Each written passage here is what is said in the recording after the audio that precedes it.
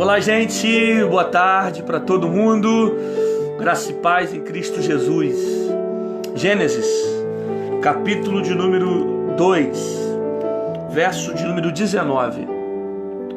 Havendo, pois, o Senhor Deus formado todo animal do campo e toda ave dos céus, os trouxe a Adão, para este ver como lhe chamaria. E tudo que Adão chamou toda alma vivente, isso foi o seu nome. O texto que eu li está lá em Gênesis capítulo 2, o versículo é o de número 19. Nós estamos aqui diante de um contexto onde vai falar sobre a criação de todas as coisas, né? A criação dos animais, a criação dos homens, a criação do homem, né? Também da mulher, a criação da terra, a divisão das águas. Está tudo aqui incluído dentro do mesmo contexto. Porém, contudo, Gênesis capítulo 2, o verso 19, mostra para nós Adão tendo um pouco mais de liberdade dentro da criação de Deus. Você percebe que Deus tem o interesse que Adão participe da sua criação. O versículo 19 diz que Adão ele vai nomear os bichos. Ele vai colocar nomes sobre os animais. É Adão que tem essa tarefa. Deus vai chamar Adão para participar da sua criação. Então Adão vai começar a colocar nome nos animais: gado, ave, peixe, né? Animais terrestres, animais marinhos, animais que habitam nos céus, né? que são aves, não que habitam, mas que voam, né? Então Adão ele vai ter a responsabilidade de nomear esses animais. Você percebe que a gente só pode ter domínio quando nós damos nome a alguma coisa. Eu vou repetir isso. Ou a maioria das vezes nós só temos domínio quando damos nome para alguma coisa, né? Exemplo, eu sou pai. Eu coloquei o nome do meu filho de Samuel. Então, a partir do momento que eu dou nome, gera em mim um domínio sobre ele, né? Obviamente, não somente pelo fato de dar nome a ele, mas o propósito de dar um nome ao meu filho, isso me torna perto e me faz ter domínio sobre ele. Então, você percebe que também Deus deu a Adão em Gênesis esse poder de domínio. Adão ele dominou os animais. Ele vai cuidar do jardim, ele vai administrar as coisas que Deus havia entregue a ele dentro do jardim, para que ele também usufruísse delas. E Adão vai também dar nome aos bichos, né? Ele vai cuidar, ele vai administrar, ele vai dar nome, ou seja, ele vai ser participativo na criação de Deus. A partir do momento que ele começa a dar nome, você percebe também o interesse de Deus para que ele tenha domínio sobre todas as coisas, para que ele tenha domínio sobre os animais, para que ele tenha domínio sobre a terra. Isso é tão séria a posição do homem como uma posição de domínio, que você percebe que antes do pecado, Adão ele não tinha necessidade de plantar, ele não tinha necessidade de trabalhar com a terra. A terra ela se mexia sozinha. Você vê que após o pecado, que Adão ele vai precisar agora a plantar, a viver do suor do rosto dele. A maldição vai vir sobre a terra, vai ser pesada na terra, né? Então agora ele vai ter que plantar pós-pecado. Só que antes do pecado, ele tem domínio sobre todas as coisas. Ele tem domínio sobre a terra, ele tem domínio sobre os animais. Você vê que o ser humano, ele é um ser humano que é infinitamente menor do que muitos animais, só que intelectualmente ele consegue dominar os animais. Isso era muito intenso antes do pecado, verdadeiro antes do pecado, porque havia inocência no meio do jardim. O pecado vai tirar esse sentimento de inocência. Então o homem ele teria domínio sobre todas as coisas, sobre bichos, sobre terra, sobre animais. E o problema é que o pecado vai entrar na terra. A partir do momento que o pecado entra, o homem vai perdendo o seu domínio e vai vivendo as consequências do seu pecado. Preste atenção que você vai entender aonde eu quero chegar. Ele perde o tanto domínio que ele vai perder também o lugar que ele está. Ele vai sair do Éden. Como consequência da atitude dele, o pecado vai expulsar ele do Éden, né? Não é literalmente Deus que tira Adão e Eva do paraíso. É o pecado que vai lançar ele fora do paraíso. É a consequência daquilo que ele plantou. Veja bem, não é vontade de Deus que Adão e Eva saiam do paraíso. Mas como Adão ele vai desrespeitar a vontade, ele vai viver a consequência daquilo que ele plantou. Ele vai ser expulso do Éden. Então quem é Adão antes do Éden? Adão que tem domínio sobre todas as coisas. Adão que tem domínio sobre os animais. Um Adão que tem domínio sobre a terra. Um Adão que usufrui do jardim de Deus sem precisar fazer nada, cara. Ele está gozando de tudo que ele tem. E é Deus que produz isso para o homem. Porque Deus teve o prazer, Deus tinha prazer que o homem usufruísse de tudo isso. Esse era o Adão, um Adão que não precisava plantar, que não precisava trabalhar, um Adão que tinha domínio sobre todas as coisas, sobre os animais, que dava nome aos bichos, que era participativo na criação de Deus. E agora o pecado entra. Quando o pecado entra, Adão perde o seu domínio. Ele agora vai ser expulso do Éden. Ele não tem mais domínio no lugar que ele está. Ele agora vai viver as consequências daquilo que ele plantou. Ele vai não ter mais domínio da terra que ele estava. Ele não vai ter mais domínio sobre bichos, sobre animal, sobre qualquer coisa que ele tinha no Éden. Agora vai ser expulso do Éden. E com a sua mulher vai ter que trabalhar e depender da terra, né? Vai viver do suor do seu rosto. Vai precisar plantar na terra. O que vai acontecer? O homem vai perder o seu domínio. Porém, Cristo vai vir lá na frente, no Novo Testamento. Jesus veio. E Jesus veio com a intenção de nos posicionar. Eu vou repetir isso. A intenção do Cristo, principalmente, é nos salvar. Só que além de nos trazer salvação, ele vai nos dar um posicionamento no mundo espiritual. Coisas que não existiam no Antigo Testamento. Não existiam no período pós-pecado. Eis que vos dou poder para expulsar demônios, para curar enfermidades.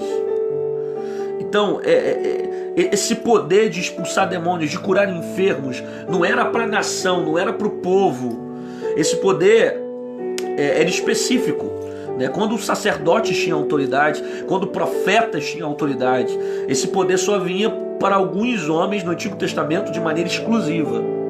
Todavia, no Novo Testamento, Cristo morre por todos. Quando Cristo morre por todos, ele nos traz um domínio, nos traz poder. Poder para expulsar demônios, poder para curar enfermos. Ok? Através de quem? Do nome de Jesus. Então o nome de Jesus ele vai nos posicionar a ponto de nos dar poder, autoridade sobre as coisas. Eu não vou ser mais dominado pelas coisas, eu vou dominar elas. Através do nome de Jesus, eu posso tomar posse desse poder, dessa autoridade, expulsando demônios, curando enfermos, e Cristo ele vai também me posicionar. Ele vai me colocar em uma posição espiritual, uma posição diferente do Antigo Testamento. 1 Pedro capítulo 2, versículo 9, para você entender o que eu estou falando. Mas vós sois geração eleita, sacerdócio real. Pera, ó. Isso aqui é uma posição. Nós somos o quê? Sacerdotes. Não existia isso no Antigo Testamento. Quem era o sacerdote no Antigo Testamento?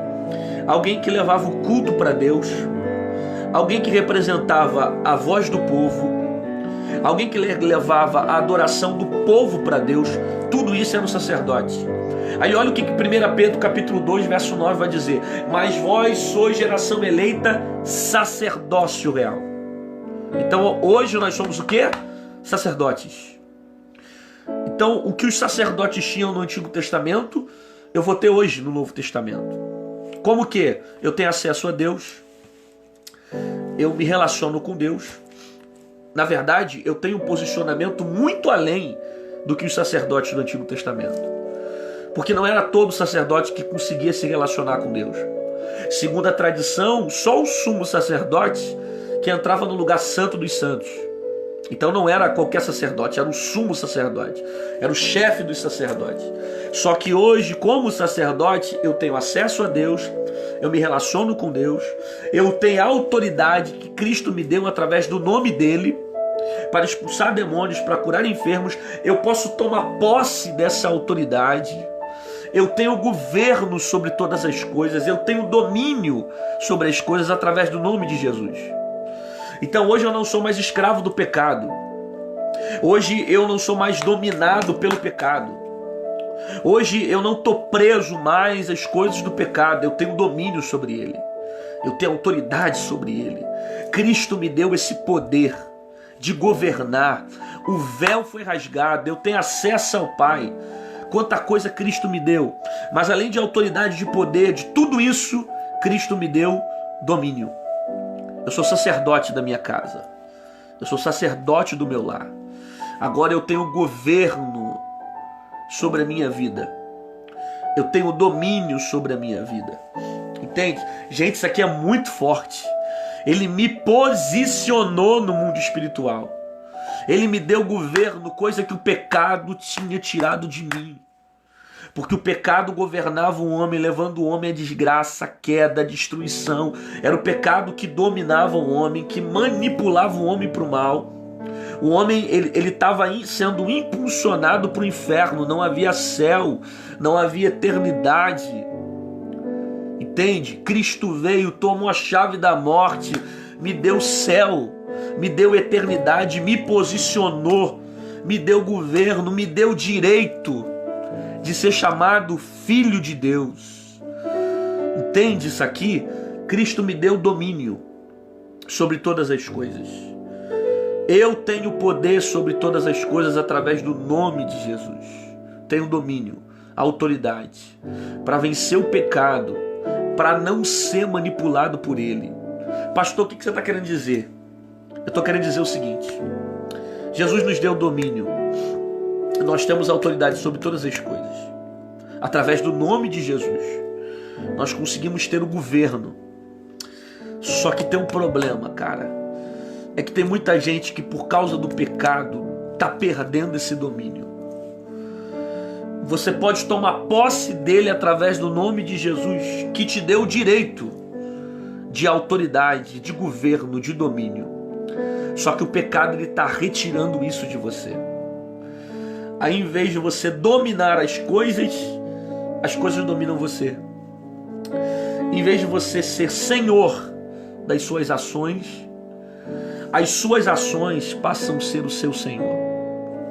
Em vez de você ter domínio sobre as coisas passam a ter domínio sobre você. Por causa do pecado, ele está retirando você da tua posição de governo. Você está perdendo o domínio. Aí você passa a ser dominado pela ansiedade, você passa a ser dominado pelas suas emoções, você passa a ser dominado pelos seus desejos, você passa a ser dominado pelas circunstâncias, você passa a ser dominado pelo dinheiro, quando na verdade Cristo morreu para te posicionar em uma posição de domínio, para que você domine as coisas e não as coisas dominem você. Por isso, em meu nome expulsarão, em meu nome curarão, em meu nome... Não, você não vai ser dominado pela enfermidade, você não vai ser dominado pelos problemas, você não vai ser dominado pelas circunstâncias que você vive. É você que domina elas. Entenda isso. Não deixe os problemas que você está passando tomarem o governo da sua vida. Não seja governado pelos seus problemas. Não deixa esse sofrimento, essa ansiedade governar você, cara. Tem gente que é tão ansioso, que antes da coisa acontecer, ele já vai imaginando 1 milhão de coisas e vai se matando por dentro, vai se destruindo. Por quê? Porque a ansiedade está dominando ele. ele tem complexo de ansiedade, ele tem um distúrbio de ansiedade, ele sofre tanto com isso que ela passou a ter governo sobre ele. Tem gente que é governado pelas suas emoções. Tem gente que vive pelas suas emoções. Tem gente que vive pelos seus sentimentos e passa a ser governado por eles. Eu conheço gente assim. Não, só vivo pelo meu coração. O que o meu coração dizer, eu vou fazer. E cara, você sabe o que a Bíblia diz, né? A Bíblia fala que fala sobre o fato do coração me levar para longe de Deus. Maldito o homem que confia no homem. Né? O perigo de eu agir pelo meu coração, pela minha emoção. Né? Lembra do que o próprio Deus disse ao profeta: não te atente pela aparência. Por quê? Porque o homem olha o que está por fora. Né? Então não fica vivendo pelos seus sentimentos, não fica vivendo pelas suas emoções, pelaquilo que você acha. Então existem pessoas que são governadas pelos seus sentimentos, pelas suas emoções. Né? Tem gente que vive mais pela emoção do que pela razão.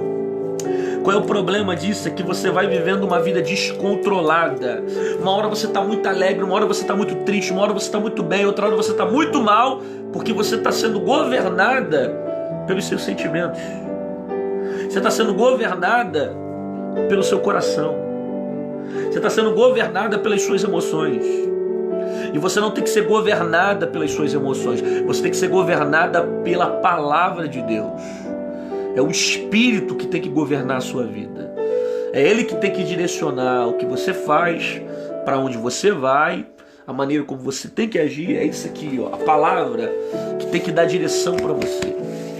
Tem gente que é governada pelos seus sentimentos. Você já viu gente que é capaz de desesperadamente tomar atitudes precipitadas por causa de sentimentos, de afeto? Eu estou falando de sentimento de filho, sentimento com pai, com mãe, que às vezes que são sentimentos normais.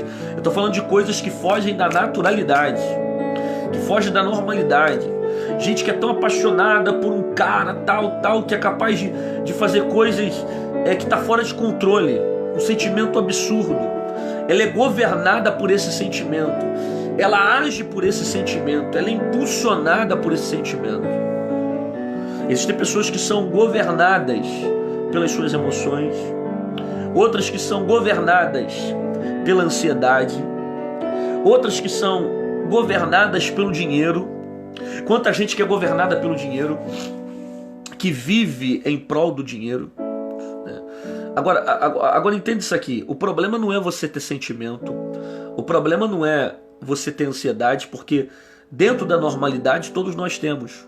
Somos um pouco ansiosos, somos sentimentais, emocionais. O ser humano é corpo, alma e espírito. Temos a necessidade do dinheiro. Então o problema não é você ter dinheiro, gastar o dinheiro, usar o dinheiro. O problema é quando essas coisas passam a ter domínio sobre a sua vida. Né? Você vê que a Bíblia fala assim: o amor ao dinheiro é a raiz de todos os males. Então o problema não é você ter o dinheiro, o problema é quando ele tem domínio sobre você. Neil Barreto tem uma frase que eu gosto sobre o dinheiro. Ele diz assim: quando você se torna senhor do dinheiro, ele é uma bênção para você. Mas quando o dinheiro se torna senhor da sua vida, você se torna escravo dele. O que é isso? Você vai viver literalmente em propósito do dinheiro. Você vive pelo dinheiro, é escravo do dinheiro, é manipulado pelo dinheiro. Então o problema não é você ter as coisas, o problema é quando elas governam você. Sabe? Existem pessoas que têm sido governadas por todas essas coisas. Pelas emoções, pelo dinheiro, pela vida sentimental. O problema não é você ter essas coisas, você ser ansioso. Né? Você pode ter ansiedade, mas não sofrer de ansiedade. Ansiedade dentro da normalidade, ela é natural. O problema é quando ela começa a gerar distúrbios na sua vida. O problema é quando você começa a sofrer de ansiedade. O problema é quando esse sentimento começa a te matar por dentro porque ele tem governo sobre você. O problema é quando você começa a se tornar escravo do dinheiro. E começa a viver, não, se eu não tiver isso, eu não vou ser feliz. Se eu não vou ter isso, eu não vou ser feliz. Se eu não conquistar isso, eu não vou ser feliz. E você nunca entendeu que a felicidade sempre esteve mais perto do que você imagina. Porque a felicidade não consiste em ter coisas. A felicidade consiste em ser. Não é você ter, é você ser. Quem procura ter para ser feliz nunca vai ser feliz. Porque você sempre vai viver na dependência das coisas e nunca vai estar satisfeito com nada. Quando você entender que você não precisa ter para ser feliz, mas você precisa ser para ser feliz, você vai passar a compreender a coisa de uma forma diferente. Então Cristo veio para isso, para nos dar governo, domínio sobre todas as coisas. Jesus não quer que você passe a vida inteira sendo dominado pelas circunstâncias que você vive. Tem gente que está sofrendo por um monte de coisa porque está sendo dominado por elas. Você está sendo dominado pelo dinheiro, dominado pela ansiedade, dominado pelas suas emoções, governado por tanta coisa que não consegue ter mais controle da vida. Entende?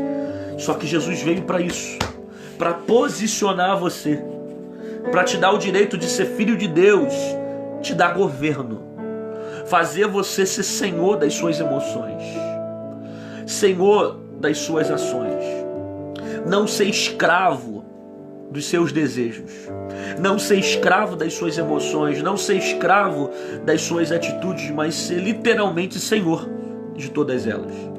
Tá dando para pegar o que eu tô falando para você? Cristo veio para isso. O homem tinha domínio sobre todas as coisas. O pecado tirou o domínio do homem, levou o homem à destruição. Mas quando Jesus veio e morreu por nós na cruz do Calvário, Cristo nos deu o domínio. Mas vós agora sois gerações eleitas, sacerdotes real. Você vai ser sacerdote. Veja bem, Cristo é o nosso sumo sacerdote. Nós somos sacerdotes. Só que Jesus é o nosso sumo sacerdote. Porque só há um mediador entre Deus e os homens. Qual é o nome dele? Jesus. Porém nós somos o sacerdote do nosso lar, nós somos o sacerdote da nossa vida. Nós temos acesso a Deus. Portanto, não aceite que as coisas tenham domínio sobre você. Não aceite ser governado por esses problemas. Não aceite essa enfermidade manipular a sua vida. Não aceite essa emoção dominar teu coração. Não seja escravo dessa situação. Não deixe o diabo manipular os seus sentimentos, porque Cristo te deu autoridade, meu irmão. Você tem domínio sobre todas as coisas. Você tem autoridade, através do nome de Jesus, de curar enfermos e de expulsar demônios. Não seja dominado pelas coisas, mas domine-as. Não deixe elas governarem a sua vida, mas seja você o governador do seu lar. Amém? Você recebe essa palavra? Eu não sei o que está tirando paz do teu coração, o que está escravizando você, o que está tirando o teu domínio, mas eu quero declarar que Jesus vai trazer paz à sua alma, a ponto de fazer você tomar posse da autoridade que você já tem, porque Cristo te deu ela, através do nome de Jesus, de ter domínio sobre todas as coisas, de expulsar enfermos, de expulsar demônios, de curar enfermos, de libertar pessoas, de ter domínio sobre as suas ações, de ter governo sobre a sua própria vida. Amém? Então eu quero orar por você nesse momento, clamar, profetizando paz para a tua vida e declarando isso, que tudo aquilo que estava escravizando o seu sentimento, a sua mente, vai cair por terra agora em nome de Jesus. Senhor, eu quero orar por essas vidas que aqui estão, pessoas que estão passando por algum problema, talvez pessoas que têm sido escravas dos seus sentimentos, escravas das suas emoções, outras que são escravas do dinheiro, que têm sido manipuladas pelas circunstâncias, Senhor. E nós oramos agora te pedindo, Senhor, nesse momento, que o Senhor venha libertá-las, porque para isso Cristo veio, para desfazer as obras do diabo. Traga libertação a essas pessoas, salvação, vida eterna. Salva quem não te conhece, transforme a vida delas, no nome de Jesus. Amém e amém. Amém? Deus abençoe sua vida, Deus abençoe sua casa, Deus abençoe sua família. Se você quiser receber as minhas mensagens completas, você pode ir lá no YouTube, se inscreve lá no meu canal, coloca lá pr.Rodrigo Santana, você vai ver várias mensagens minhas completas. Lá no Instagram também tem muitas mensagens minhas, fotos. Se você tem Instagram e quiser me seguir, pr.Rodrigo_Santana com 2 N's, vai lá e a gente vai estar interagindo pelas redes sociais, tá certo? Se você é daqui do Rio de Janeiro, hoje eu dirijo o culto de libertação em minha igreja, às 19 horas, na Igreja Metodista Pentecostal Ministério Unção e Milagre, em Bangu, Rua Fonseca, lote 3, Bangu. Passou o Shopping Bangu, segunda direita, sobe até o final que você vai conhecer a minha igreja, vai ser uma bênção e você vai receber uma palavra que vai te edificar. Deus te abençoe, Paz do Senhor Jesus, tchau.